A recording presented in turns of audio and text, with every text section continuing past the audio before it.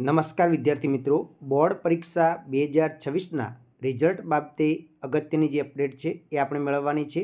એટલે કે પરિણામ જે છે એ તમારું ધોરણ 10 અને 12નું બોર્ડની પરીક્ષાનું પરિણામ ક્યારે આવી શકે છે અને આ વર્ષે જે ખાસ કરીને વિદ્યાર્થી મિત્રો કેવા તમારા પેપર ગયા છે એના આધારે તમારું રિઝલ્ટ કેવું આવશે એની પણ આપણે આજની વિડીયોની અંદર ચર્ચા કરવાની છે. એટલે અહીંયા તમે જોઈ શકો છો કે બોર્ડ પરીક્ષા 2026 બાબતે એક તો ધોરણ 10 અને 12નું રિઝલ્ટ કઈ તારીખે આવશે એ જોઈશું. પછી આ વર્ષનું રિઝલ્ટ કેવું આવશે, ગ્રેસિંગ માર્ક્સ તમને કઈ રીતે મળે છે, આ વર્ષે કેટલા મળવા પાત્ર છે અને વેકેશનમાં તમે શીખી શકાય એવી તમારી કઈ કઈ સ્કિલ છે કે જે તમે શીખી શકો છો અને જીવનની અંદર આગળ વધી શકો છો. તો આ વિડીયો તમારા માટે ખૂબ જ અગત્યનો છે. તો તમે અહીંયા જોઈ શકો છો આપણે આ વર્ષે રિઝલ્ટ કેવું આવશે એની ચર્ચા કરી લઈએ. તો તમે જુઓ તો છેલ્લા 3 વર્ષથી બોર્ડ પરીક્ષાનું રિઝલ્ટ છે એ સારું આવે છે. એટલે કે લગભગ જોવા જઈએ તો ધોરણ 10ની અંદર 82% લઈ અને 83% સુધીનું રિઝલ્ટ જે આપણે છેલ્લા 3 વર્ષથી જોવા મળ્યું છે.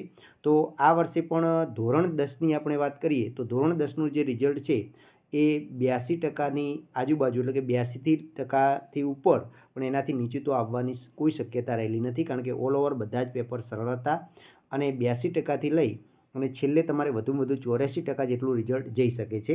તો બોર્ડ પરીક્ષાનું ધોરણ 10નું રિઝલ્ટ 2026નું 82થી 84%ની વચ્ચે આવશે. હવે ધોરણ 12 સામાન્ય પ્રવાહની વાત કરીએ તો જે છેલ્લા 3 વર્ષથી ખૂબ સારું રિઝલ્ટ જોવા મળે છે, જે લગભગ 91%થી લઈ અને 93% જેટલું રિઝલ્ટ આવે છે. તો આ વર્ષનું જે રિઝલ્ટ છે એ પણ 93%થી લઈ અને 94%ની આજુબાજુ રહેવાની પૂરેપૂરી શક્યતા છે ધોરણ 12 સામાન્ય પ્રવાહનું રિઝલ્ટ. તો રિઝલ્ટ બાબતે વિદ્યાર્થીઓ જે ચિંતા કરતા હતા એ ચિંતા તમે છોડી નાખો, કારણ કે મૂલ્યાંકન પણ તમારા પેપર ચેકિંગની કામગીરી શરૂ થઈ ગઈ છે અને એના આધારે જોવા જઈએ તો આવું રિઝલ્ટ તમારું રહી શકવાનું છે. હવે ગ્રેસિંગ માર્ક્સ મળે છે તો હા, દર વર્ષે ગ્રેસિંગ માર્ક્સ આપવામાં આવે છે. હવે ગ્રેસિંગ માર્ક્સનો ક્રાઇટેરિયા શું હોય છે, તો તમારે એના માટે શું કરવું પડે, તો કે બોર્ડ દ્વારા પહેલાં તો કમિટી બેસે છે અને નક્કી કરે છે કે ભાઈ આ વખતે કેટલા માર્ક્સ ગ્રેસિંગ આપવા. જેમ કે ધોરણ 10ની આપણે વાત કરીએ તો એની અંદર જોવા જઈએ તો 8 માર્ક્સથી લઈ અને 16 માર્ક્સ સુધીનું ગ્રેસિંગ માર્ક્સ આપવામાં આવતું હોય છે. હવે ગ્રેસિંગ માર્ક્સનો ક્રાઇટેરિયા શું છે એ પહેલાં સમજી લઈએ. માની લો કે તમારે જેટલા વિષય હોય, માની લો કે તમારે ધોરણ 10ની અંદર 6 વિષય હોય તો 6 ગુણ્યા 33 માર્ક્સ કરો એટલે કે 198 માર્ક્સ તો તમારે ફરજિયાત મેળવેલા હોવા જોઈએ. હવે દરેક વિષયને તમે ટોટલ કરશો તમારે 198 માર્ક્સ મેળવેલા હોય અને બોર્ડ દ્વારા નક્કી કરવામાં આવેલું હોય કે ભાઈ આ વખતે ગ્રેસિંગ માર્ક્સ આપણે 10 માર્ક્સ આપવું છે. તો સપોઝ કોઈ વિષયની અંદર તમારે કુલ ટોટલ તમારું 6 વિષયનું 198 થતું હોય અને કોઈ વિષયની અંદર તમારે કે 2 કે 3 વિષયની અંદર તમારે 10 માર્ક્સ બધા ભેગા થઈને ખૂટતા હોય તો તમારું પ્લસ કરી અને તમારે સ્ટાર આપી અને તમને ગ્રેસિંગ આપી શકે છે. એવી રીતે ધોરણ 12ની અંદર પણ ગ્રેસિંગ આપતા હોય છે. ધોરણ 12 સામાન્ય પ્રવાહની વાત કરીએ તો 4 માર્ક્સથી લઈ અને 7 માર્ક્સ જેટલું ગ્રેસિંગ આપવામાં આવતું હોય છે. આ વખતે જોવા જઈએ તો લગભગ 5-1 માર્ક્સનું ગ્રેસિંગ માર્ક્સ ધોરણ 12 સામાન્ય પ્રવાહની અંદર મળી શકે તેમ છે. તો આ ગ્રેસિંગ માર્ક્સની વાત રહી. આનો વિડીયો આપણી ચેનલ પર અવેલેબલ છે. તમને ગ્રેસિંગ માર્ક્સનું ક્રાઇટેરિયા પૂરેપૂરું સમજવો તો સમજી શકો છો. હવે આપણે વાત કરીએ બોર્ડ પરીક્ષાના રિઝલ્ટની તારીખ. તો ધોરણ 12ના રિઝલ્ટની આપણે વાત કરીએ તો ધોરણ 12ની અંદર જે સાયન્સ છે તો સાયન્સનું જે રિઝલ્ટ છે એ પહેલાં આવતું હોય છે. એટલે કે લગભગ જોવા જઈએ તો એપ્રિલ મહિનાના અંત સુધીમાં, એટલે કે 25 એપ્રિલથી લઈ અને મોડામાં મોડું તમારે 27 એપ્રિલની વચ્ચે ધોરણ 12 સાયન્સનું રિઝલ્ટ આવી શકે છે. એટલે કે એપ્રિલ મહિનાના લાસ્ટ વીકની અંદર આ વખતે પણ તમારું ધોરણ 12 સાયન્સનું રિઝલ્ટ આવવાની શક્યતા છે.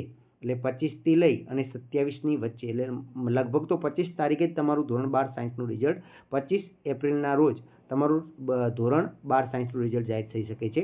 જ્યારે ધોરણ 12 સામાન્ય પ્રવાહની આપણે વાત કરીએ જેની અંદર કોમર્સ છે, આર્ટ્સ છે, તો એ માટે જોવા જઈએ તો લગભગ મે મહિનાનું પ્રથમ અઠવાડિયું, મે મહિનાનું જે પ્રથમ અઠવાડિયું છે એટલે કે તારીખની આપણે વાત કરીએ તો 1લી તારીખથી લઈ અને મોડામાં મોડું તમારે 7 તારીખ સુધી તમારું રિઝલ્ટ જાહેર થઈ શકે. એટલે કે લગભગ જોવા જઈએ તો 4 તારીખ જે છે, 4 તારીખ તો 5 તારીખ એ આજુબાજુ તમારું રિઝલ્ટ આવી શકે છે ધોરણ 12 સામાન્ય પ્રવાહનું, બરાબર.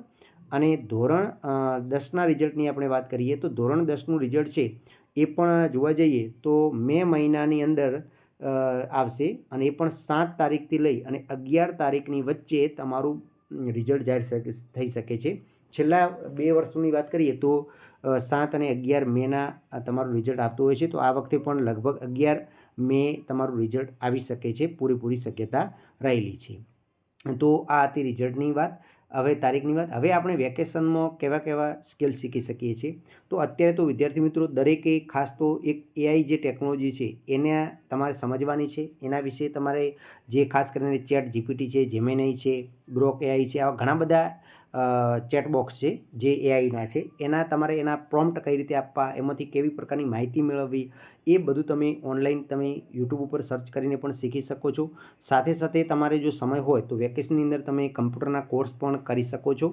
એ તમારા ઉપર ડિપેન્ડ છે. અથવા તો કોઈ તમારી સ્કિલ કે ભાઈ સંગીત છે અથવા તો કોઈ પણ પ્રકારની તમારે એવી સ્કિલ શીખવી હોય તો એ તમે શીખી છે. તમારા રસ અને રુચિને ધ્યાનમાં રાખી અને તમે વેકેશનનો સદુપયોગ કરી શકો છો. તો આ વિડીયો તમારા માટે તો ખૂબ અગત્યનો છે. તો આ તારીખ આ આજુબાજુ આવવાની સંભાવના રહેલી છે, જે આપણે તારીખો આપી દીધી છે. આઈ હોપ કે આ વિડીયો તમને પસંદ આવશે. ફરી મળીશું નવા વિડીયોની સાથે. જય હિન્દ, જય ભારત.